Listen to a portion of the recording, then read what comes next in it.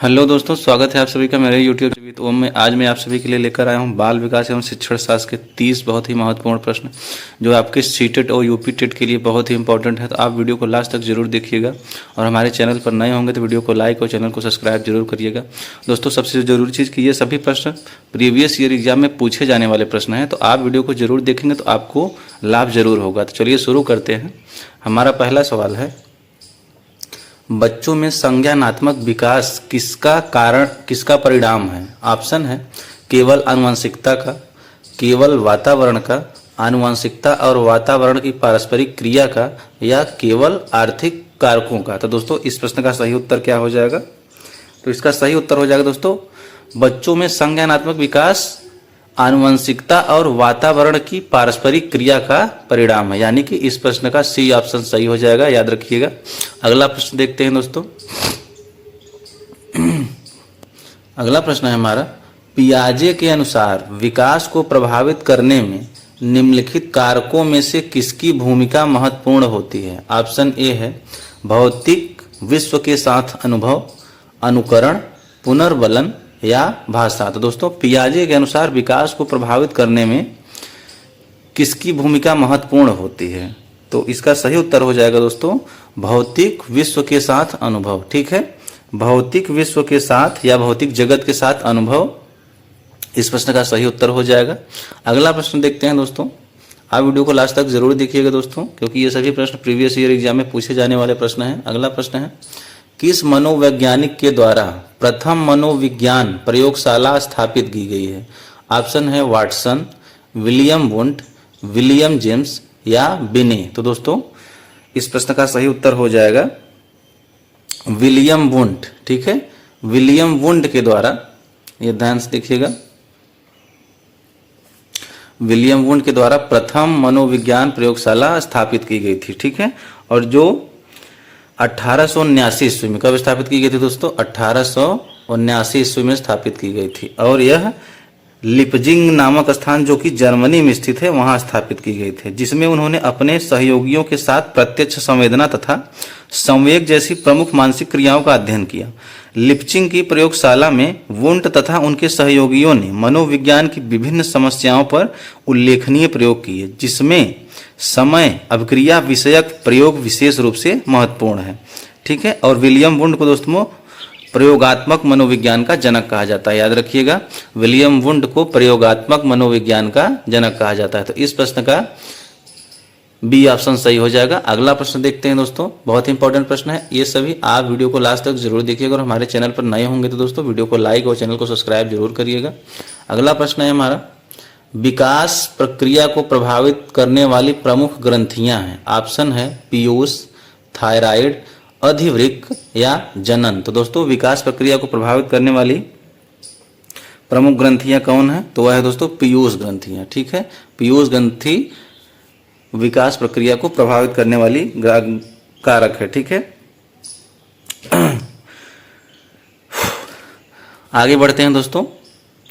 अगला प्रश्न है हमारा, वह अवधि जो वयस्कता के संक्रमण की पहल करती है उसे क्या कहते हैं? ऑप्शन है मध्य बाल्यावस्था, पूर्व क्रियात्मक अवधि, बाल्यावस्था की समाप्ति या किशोरावस्था। तो दोस्तों, वह अवधि जो वयस्कता के संक्रमण की पहल करती है उसे क्या कहते हैं?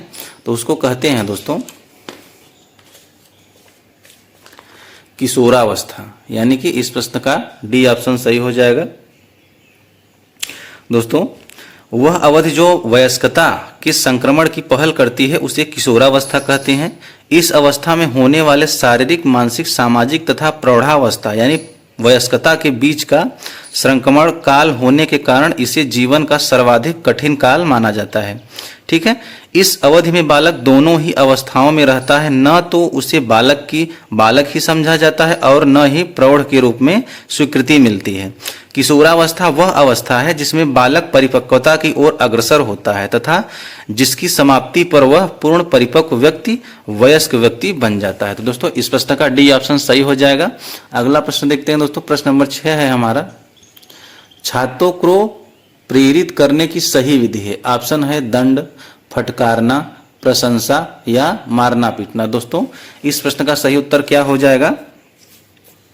तो इसका सही उत्तर हो जाएगा दोस्तों प्रशंसा करना। अगर छात्रों को प्रेरित करना चाहते हैं तो दोस्तों उनकी प्रशंसा करनी चाहिए। तो इस प्रश्न का सी ऑप्शन सही हो जाएगा। अगला प्रश्न देखते हैं दोस्तों, बहुत ही इंपॉर्टेंट प्रश्न है। ये सभी प्रश्न दोस्तों प्रीवियस ईयर एग्जाम में पूछे जाने वाले प्रश्न हैं। तो आप वीडियो को लास्ट तक जरूर देखिएगा और हमारे चैनल पर नए हैं तो वीडियो को लाइक और चैनल को सब्सक्राइब जरूर करिएगा। प्रश्न है हमारा 7वां, भय संवेग उत्पन्न करने के लिए स्वाभाविक उद्दीपक है। ऑप्शन है दर्द, अचानक उत्पन्न होने वाला उद्दीपक, अंधकार युक्त स्थान या तेजी से गिरती हुई वस्तु। तो दोस्तों भय संवेग उत्पन्न करने के लिए स्वाभाविक उद्दीपक इनमें से कौन सा है? तो दोस्तों इस प्रश्न का सही उत्तर हो जाएगा दोस्तों अचानक उत्पन्न होने वाला उद्दीपक। ठीक है, यानी कि भय संवेग उत्पन्न करने के लिए स्वाभाविक उद्दीपक है अचानक उत्पन्न होने वाला उद्दीपक, जबकि दर्द, अंधकार युक्त स्थान तथा तेजी से गिरती हुई वस्तु का संबंध स्वाभाविक उद्दीपक से नहीं है। अब आइए जानते हैं दोस्तों स्वाभाविक उद्दीपक क्या है। दोस्तों इयान पावलोव के अनुबंधित अनुक्रिया सिद्धांत के अनुसार वे जन्मजात प्रवृत्तियां या अनुक्रियाएं जो किसी उपयुक्त प्राकृतिक उद्दीपक के उपस्थित होने पर प्रकट होती है स्वाभाविक अनुक्रिया कहलाती है तथा उद्दीपक स्वाभाविक उद्दीपक कहलाता है। जैसे भूखे व्यक्ति के सामने भोजन आने पर मुंह से लार आना, जिसमें भोजन स्वाभाविक उद्दीपक है। दूसरा उदाहरण है दोस्तों रास्ते में अचानक सांप के आ जाने पर भय का उत्पन्न होना, जिसमें भय उत्पन्न करने के लिए सांप एक अचानक आने वाला उद्दीपक है। तो दोस्तों इस प्रश्न का बी ऑप्शन सही हो जाएगा।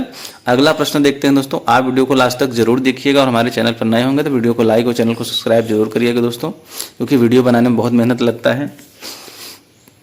अगला प्रश्न है हमारा, निम्न में से कौन सा कक्षा में सीखने को प्रभावित करने वाला मनोवैज्ञानिक कारक है? ऑप्शन है स्वास्थ्य, उम्र एवं जेंडर। अगला ऑप्शन है परिपक्वता का स्तर। सी ऑप्शन है अभिप्रेरणात्मक एवं संवेगात्मक अवस्था और डी ऑप्शन है विषय वस्तु की अर्थ पूर्णता। तो दोस्तों इस प्रश्न का सही उत्तर हो जाएगा सी ऑप्शन यानी अभिप्रेरणात्मक एवं संवेगात्मक अवस्था। ठीक है, तो दोस्तों अभिप्रेरणात्मक एवं संवेगात्मक अवस्था कक्षा में सीखने को प्रभावित करने वाला मनोवैज्ञानिक कारक है। ठीक है, प्रश्न के बारे में डिटेल में पढ़ते हैं दोस्तों। मनोवैज्ञानिक कारक एक ऐसा कारक है जो मानसिक या आध्यात्मिक रूप से छात्रों के अधिग्रहण के पहलुओं से संबंधित है। अभिप्रेरणात्मक एवं संवेगात्मक अवस्था सीखने के वे मनोवैज्ञानिक कारक हैं जो बालकों के अधिगम को मनोवैज्ञानिक रूप से प्रभावित करते हैं, क्योंकि अभिप्रेरणा में बालक लक्ष्य की प्राप्ति के लिए आंतरिक तथा बाह्य मनोदशाओं से प्रभावित होकर अधिगम करता है तथा संवेग अवस्था में बालक इंद्रियों के द्वारा अधिगम करता है, जबकि स्वास्थ्य, उम्र, जेंडर, परिपक्वता का स्तर ये सभी अधिगम के शारीरिक कारक के अंतर्गत आते हैं। तो इस प्रश्न का सी ऑप्शन सही हो जाएगा। आगे बढ़ते हैं दोस्तों, प्रश्न नंबर 9 है हमारा, अधिगम वक्र में पठार दर्शाता है। ऑप्शन है विलोप, पुनर्बलन, स्वतः पुनः प्राप्ति, शून्य अथवा नगण्य सुधार। तो दोस्तों अधिगम वक्र में पठार क्या दर्शाता है? तो इस प्रश्न का सही उत्तर हो जाएगा दोस्तों स्वतः पुनः प्राप्ति। ठीक है, स्वतः पुनः प्राप्ति इस प्रश्न का सही उत्तर हो जाएगा, यानी सी ऑप्शन। प्रश्न के बारे में डिटेल में पढ़ते हैं दोस्तों। अधिगम वक्र में पठार स्वतः पुनः प्राप्ति को दर्शाता है। सीखने के दौरान प्रायः कुछ प्रयासों के बाद सीखने की गति में स्थिरता की स्थिति आ जाती है, जिसे पठार कहते हैं। ध्यान से सुनिएगा दोस्तों। नीरसता, उत्साह में कमी या पूर्व सीखने से या सीखने में मदद न मिलने जैसे कारणों से सीखने के पठार बनते हैं। सीखने के अंतिम दौर में प्रायः व्यक्ति उत्साह तथा मनोयोग से कार्य करता है, जिसके कारण सीखने की मात्रा में बढ़ोतरी होती है। इसे स्वतः पुनः प्राप्ति या स्वतः स्फुरण या अंतिम त्वरण कहते हैं। तो दोस्तों इस प्रश्न का सी ऑप्शन सही हो जाएगा। अगला प्रश्न देखते हैं दोस्तों, प्रश्न नंबर 10 है हमारा, बाल विकास के निम्नलिखित में से कौन सा सिद्धांतकार उत्तेजना प्रतिक्रिया अधिगम सिद्धांत से संबंध नहीं है? ऑप्शन है पावलोव, गैसेल, जेबी वाटसन या हल। तो दोस्तों इस प्रश्न का सही उत्तर हो जाएगा गैसेल। ठीक है, इस प्रश्न का सही उत्तर क्या हो जाएगा?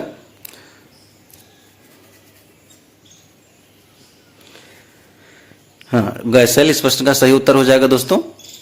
तो उत्तेजना प्रतिक्रिया अधिगम सिद्धांत से संबंधित मनोवैज्ञानिक पावलोव, जेबी वाटसन, हल और थार्नडाइक आदि हैं, जबकि डॉक्टर अर्नोल्ड गेल्सल द्वारा बाल विकास के परिपक्वता का सिद्धांत 1925 में पेश किया गया था, जिसके अध्ययन में दोस्तों पाठ्यक्रम, पैटर्न, सामान्य और असाधारण बच्चों में विकास की दर पर ध्यान केंद्रित किया गया था। दोस्तों इस प्रश्न का सी ऑप्शन सही हो जाएगा।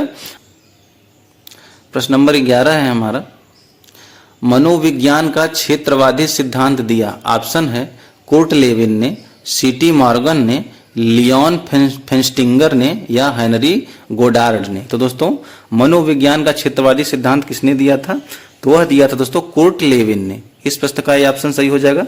दोस्तों कुर्ट लेविन ने मनोविज्ञान को क्षेत्रवादी सिद्धांत या संज्ञानात्मक क्षेत्र सिद्धांत का प्रतिपादन 1917 ईस्वी में किया था। कुर्ट लेविन ने अपने अधिगम सिद्धांत में लाइफ स्पेस को प्रमुख संप्रत्यय स्वीकार किया।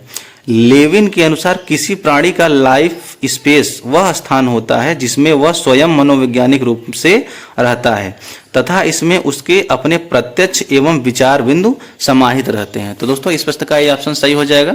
अगला प्रश्न देखते हैं। दोस्तों आप वीडियो को लास्ट तक जरूर देखिए। अगर हमारे चैनल पर नए होंगे तो वीडियो को लाइक और चैनल को सब्सक्राइब जरूर कर दीजिएगा। अगला प्रश्न है हमारा, शिक्षण एक प्रक्रिया है। ऑप्शन है शिक्षक द्वारा अधिगमकर्ता को ज्ञान के स्थानांतरण की। अगला ऑप्शन है अधिगम को निर्देशित करने की, अनुदेशन देने की या शिक्षण अधिगम का सरलीकरण करने की। दोस्तों शिक्षण एक प्रक्रिया है, तो इस प्रश्न का सही उत्तर क्या हो जाएगा? शिक्षण अधिगम का सरलीकरण करने की। ठीक है, यानी कि इस प्रश्न का डी ऑप्शन सही हो जाएगा। तो दोस्तों शिक्षण अधिगम का सरलीकरण करने की एक प्रक्रिया है। बालक में सीखने की जन्मजात प्रवृत्ति होती है। ध्यान से सुनिएगा। आधुनिक मनोविज्ञान अवधारणा के अनुसार अधिगम की इस प्रक्रिया में शिक्षक शिक्षण प्रक्रिया एवं समस्त शैक्षिक अवयव सहायक के रूप में होते हैं, जिनका उद्देश्य अधिगम को सरल बनाना होता है। ठीक है, तो इस प्रश्न का डी ऑप्शन सही हो जाएगा। अगला प्रश्न देखते हैं दोस्तों। प्रश्न नंबर 13 है हमारा, सह शिक्षा प्रणाली है जहां विद्यार्थी होते हैं। ऑप्शन है केवल लड़के, बच्चे और माता पिता, केवल लड़कियां या लड़कियां और लड़के दोनों। तो दोस्तों इस प्रश्न का सही उत्तर हो जाएगा डी ऑप्शन, लड़कियां और लड़के दोनों। यानी कि सह शिक्षा प्रणाली वह प्रणाली है जहां पर लड़के और लड़कियां एक साथ शिक्षा ग्रहण करते हैं। वर्तमान में जो शिक्षा प्रणाली प्रचलन में है, ज़्यादातर स्कूलों में सह शिक्षा प्रणाली ही देखने को मिलती है। ठीक है, तो इस प्रश्न का डी ऑप्शन सही हो जाएगा दोस्तों। अगला प्रश्न नंबर 14, शिक्षण विधि का चयन करते समय निम्न में से किसको ध्यान में रखने की आवश्यकता नहीं है? ऑप्शन है विद्यार्थियों का मानसिक स्तर, अगला ऑप्शन है व्यक्तिगत भेद या अभिभावक की पृष्ठभूमि या विषय की विशिष्ट प्रकृति।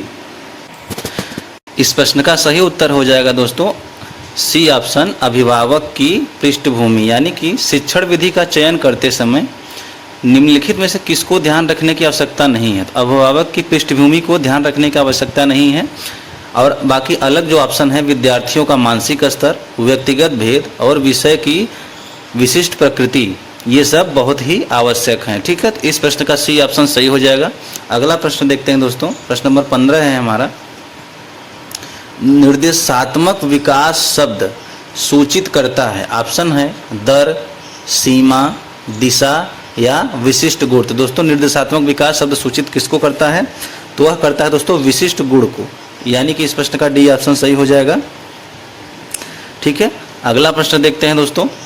प्रश्न नंबर 16 है हमारा, समावेशी शिक्षा में किस प्रकार के छात्र शामिल होते हैं? ऑप्शन है केवल विशिष्ट छात्र, सामान्य और विशिष्ट छात्र, केवल सामान्य छात्र या बहुभाषी एवं प्रतिभाशाली छात्र। तो दोस्तों समावेशी शिक्षा में किस प्रकार के छात्र शामिल होते हैं? तो दोस्तों इस प्रश्न का सही उत्तर हो जाएगा दोस्तों सामान्य और विशिष्ट छात्र दोनों। यानी इस प्रश्न का बी ऑप्शन सही हो जाएगा। आइए प्रश्न के बारे में डिटेल में देखते हैं। समावेशी शिक्षा में सामान्य और विशिष्ट दोनों छात्र सम्मिलित रहते हैं।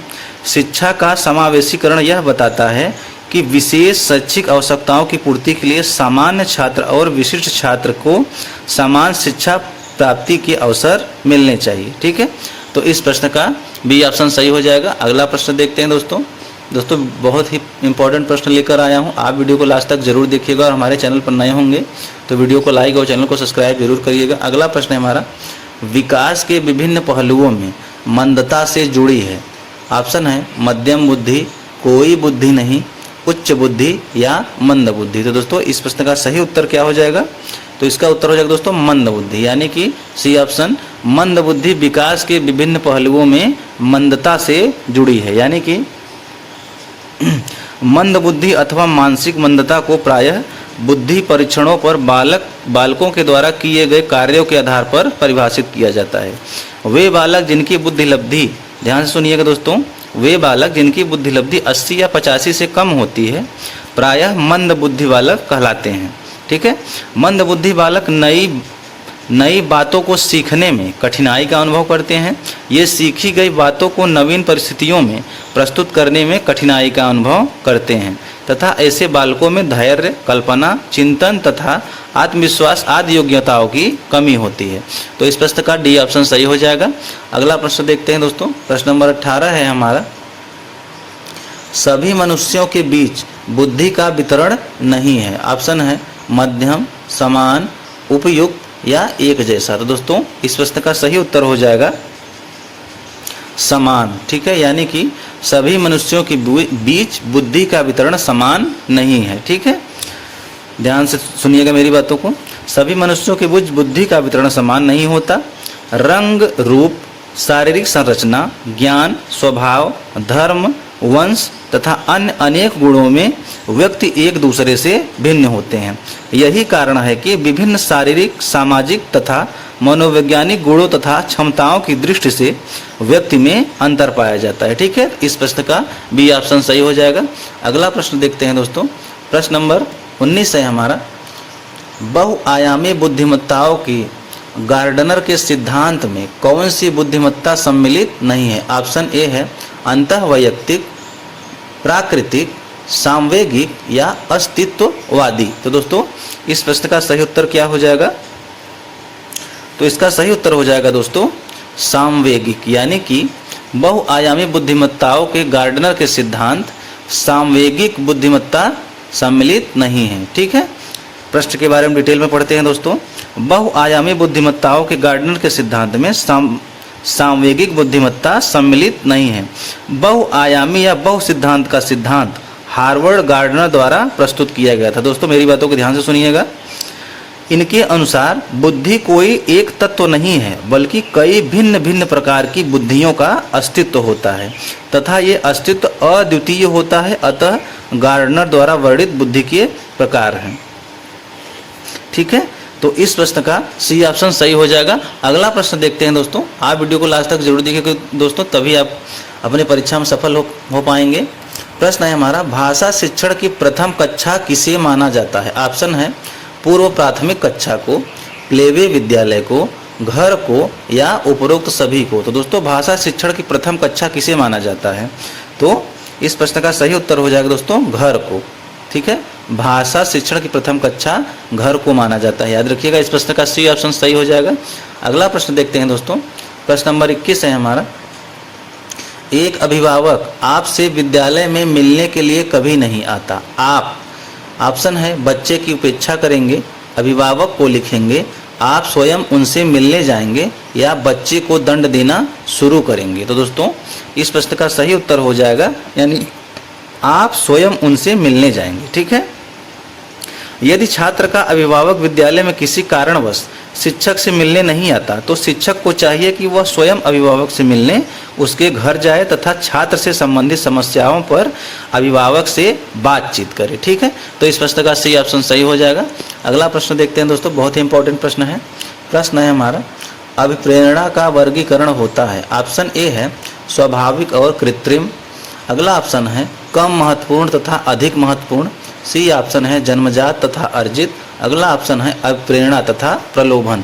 तो दोस्तों अभिप्रेरणा का वर्गीकरण होता है, तो इस प्रश्न का सही उत्तर हो जाएगा दोस्तों जन्मजात तथा अर्जित। यानी कि अब्राहम मैस्लो ने, ध्यान से सुनिएगा दोस्तों, अब्राहम मैस्लो ने अभिप्रेरणा को 2 भागों में वर्गीकृत किया है। पहला है जन्मजात अभिप्रेरणा, जैसे भूख, प्यास, विश्राम, निद्रा आदि। दूसरा है अर्जित अभिप्रेरणा, जैसे सामाजिक, रुचि, प्रतिष्ठा आदि। इस प्रकार थॉमसन ने भी अभिप्रेरणा को 2 भागों में वर्गीकृत किया है। ठीक है, आप दोस्तों ध्यान से सुनिएगा मेरी बातों को।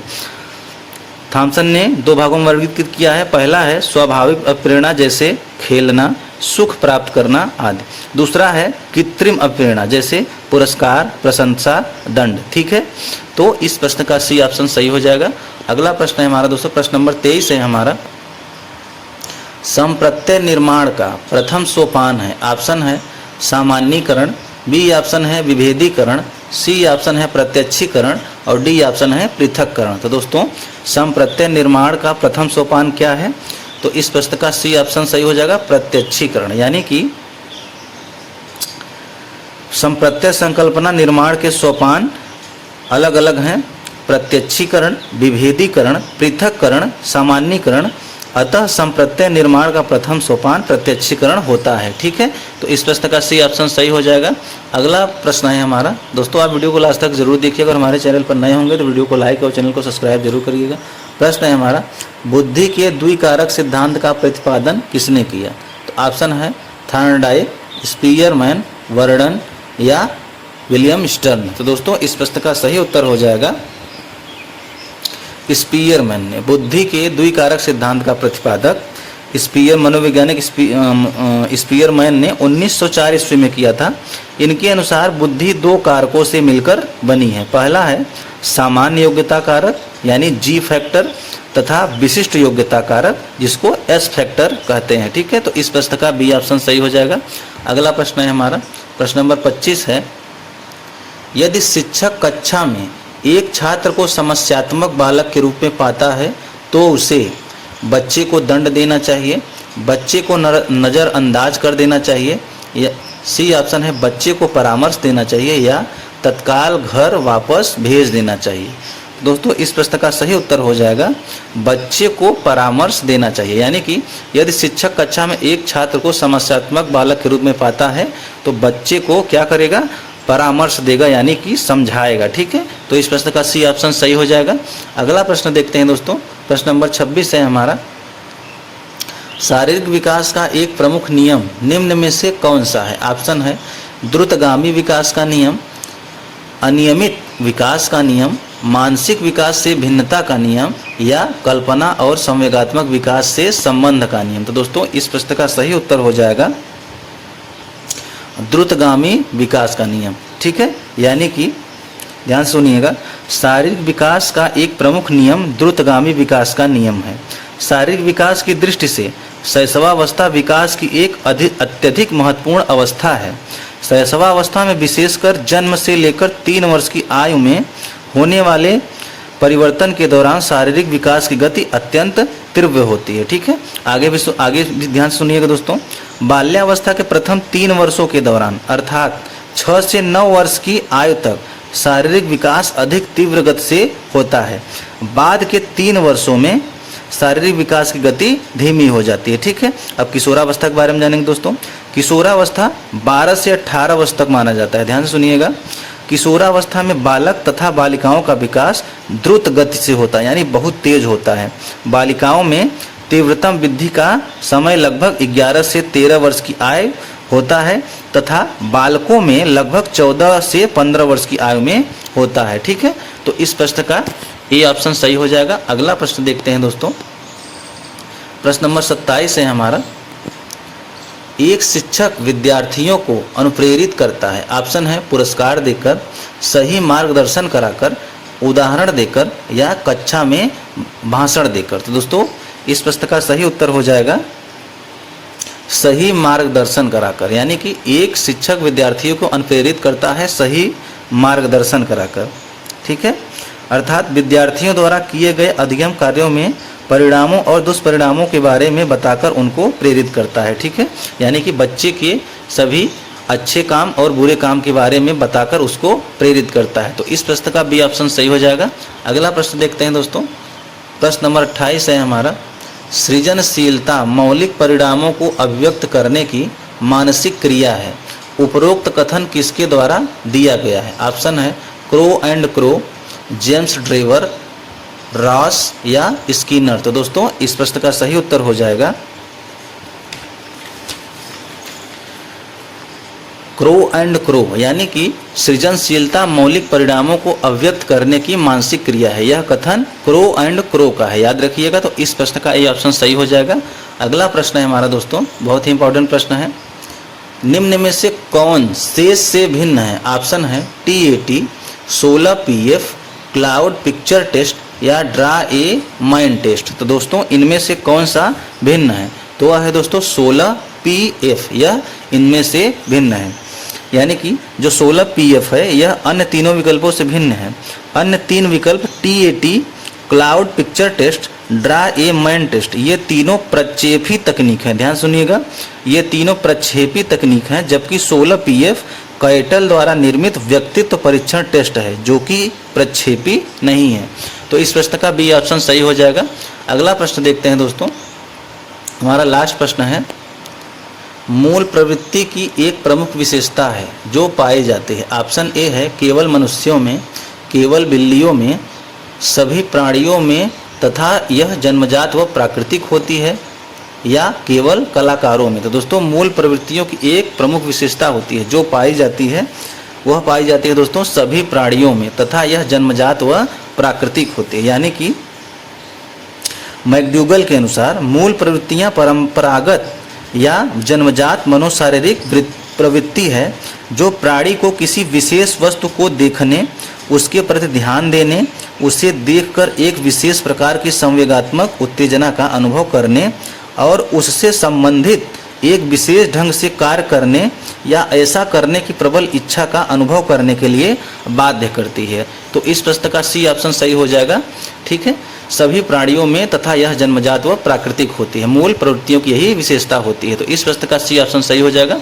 तो दोस्तों इसी के साथ हमारे 30 प्रश्न समाप्त होते हैं। अगर ये सभी प्रश्न आपको अच्छे लगे हों तो वीडियो को लाइक और चैनल को सब्सक्राइब जरूर करिएगा। आपका दिन शुभ हो।